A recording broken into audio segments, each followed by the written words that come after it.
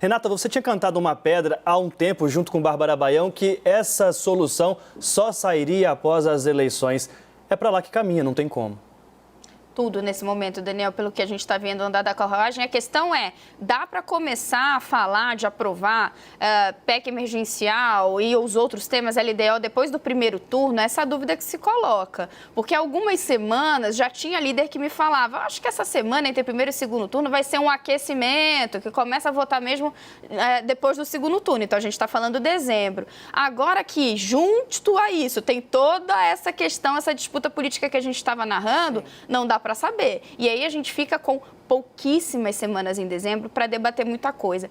Esse quadro geral eu acho que é importante a gente ter, porque o que a gente estava falando antes, quando não tinha ainda toda essa noção de que faltava pouquíssimo tempo, digamos assim, a gente tinha uma sequência de projetos que, se tudo desse muito certo, base aliada, de mãos dadas com o Centrão e por aí vai, já ia ser difícil de resolver, porque PEC emergencial, que é onde entra o Renda Cidadão, por quê?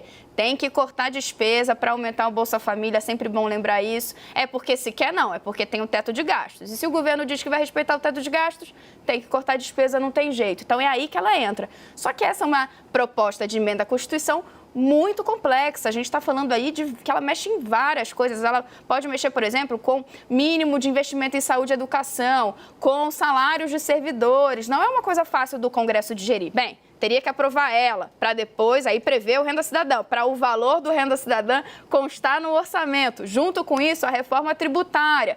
Tudo isso debatendo tudo junto ao mesmo tempo agora, num cenário em que as coisas estivessem andando no Congresso, o que não está acontecendo. Então, de forma objetiva, Daniel, é para depois da eleição, se for. É o que o Rodrigo Maia também falou hoje. Na percepção de Rodrigo Maia, para votar o orçamento tem que ter isso antes, senão vira um orçamento quase dificílimo de se manejar, não dá para fazer muita coisa. E para votar essa PEC, então, no entendimento de Rodrigo Maia e do governo, porque a gente viu Ricardo Barros falar, vai precisar votar em janeiro.